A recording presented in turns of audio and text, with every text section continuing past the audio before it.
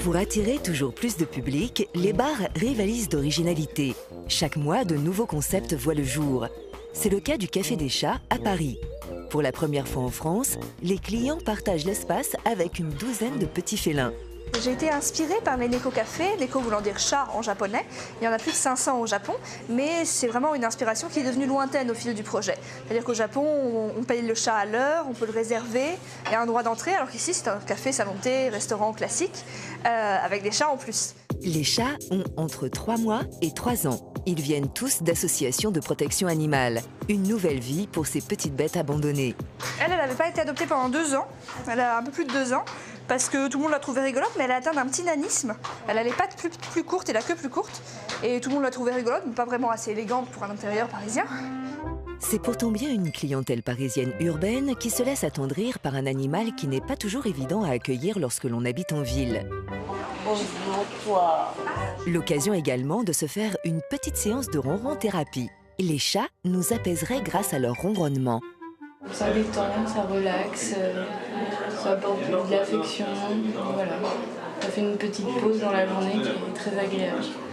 Une pause pour certains, mais pas de répit pour Margot qui doit gérer à la fois ses clients et ses chats, surtout la plus jeune, Marguerite. Lâche ce pamplemousse. Lâche ce... Mais miaou. Aïe!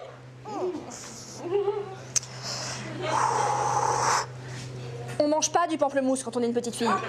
C'est la seule qui pique dans les assiettes. On en a une qui est... Je sais qu'elle voilà, là, elle va manger ses croquettes. Elle est hyper rapide, elle veut tout goûter. Si, comme Marguerite, vous voulez tout goûter sans restriction, rendez-vous dans cet établissement créé il y a 6 mois par Leonid Goncharov. Cet Ukrainien d'origine a ramené de Russie un système inédit en France. Le concept de l'anti-café, c'est l'endroit où vous ne payez pas la consommation, vous payez le temps passé. Par contre, vous utilisez tout ce que vous trouvez dedans, c'est à volonté et la plupart des choses sont à libre-service. 4 € la première heure, 2 € l'heure supplémentaire. Et tout le reste est gratuit. Boissons chaudes, froides, biscuits salés ou sucrés, imprimante, Wi-Fi, table de travail et prise électrique. On peut même ramener son sandwich ou son plat à réchauffer. Du coup, l'adresse a tout de suite séduit les actifs du quartier qui en ont fait leur bureau secondaire. On a des personnes qui travaillent ici seules. On a aussi des petites startups de 10 personnes qui viennent tous ensemble ici pour leur rendez-vous. La moitié du temps chez moi et la moitié du temps ici maintenant. On est plus efficace, quoi. On a moins de tentation de traîner sur le canapé devant la télé et tout. Ici tout le monde bosse, donc on est assis face à son travail et on arrive à être productif. Devant l'engouement que suscite le projet, Leonid Goncharov prévoit déjà d'ouvrir un second anti-café avant la fin de l'année à Paris. Pendant que certains s'offrent une parenthèse studieuse, d'autres recherchent de nouvelles expériences gustatives.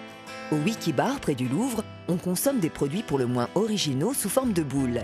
Glaces, boissons, yaourts sont enveloppés dans une peau comestible. Je crois que c'est un café latte, donc c'est un café avec une peau de chocolat autour.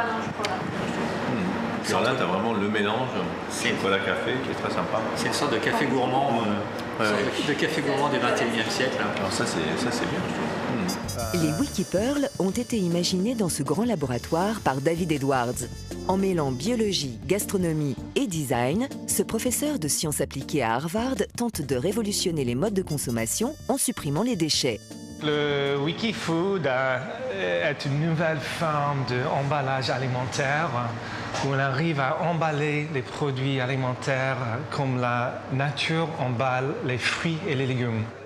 Le concept de Wikifood est de pouvoir éliminer le plastique des produits alimentaires. Il aura fallu 3 ans de développement à David Edwards pour concevoir un emballage comestible 100% naturel. Même la pochette en cellulose est 100% biodégradable.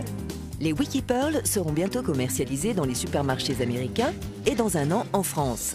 En attendant, au Wikibar, on peut découvrir une autre invention du scientifique, le WAF.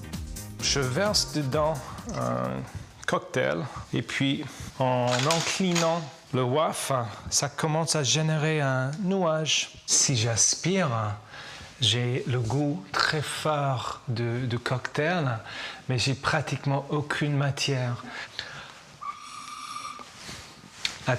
à tester. Un concept qui pourrait peut-être intéresser des spécialistes du cocktail comme Christophe et Thierry. Il y a un an, les deux barmen ont eu une idée plutôt culottée en ouvrant leur propre bar, le Calbar. On voulait vraiment que les bars d'hôtels où on a travaillé avant, avec Christophe, descendent un peu dans les rues, avec ce côté un peu décalé, avec un côté, on va dire, de chemise bien cintrée, avec notre nœud papillon. Et nous, en fin de compte, qui en caleçon, comme tu peux voir. L'avantage du service en caleçon, c'est que ça détend tout de suite l'atmosphère. Comme à la maison ici, c'est ça qui est bien. Cette proximité, on la retrouve aussi à travers la spécialité de la maison, le cocktail Surprise Me. C'est un cocktail qui est fait sur mesure. C'est un cocktail où on parle un petit peu avec la personne, on lui demande s'il aime le côté amer, sucré ou citronné. Et après, on essaye de lui faire de la création personnalisée. Et ça plaît beaucoup. Ouais. À déguster, pourquoi pas, lors des apéros caleçons, organisés une fois par mois. Cette fois, tout le monde joue le jeu.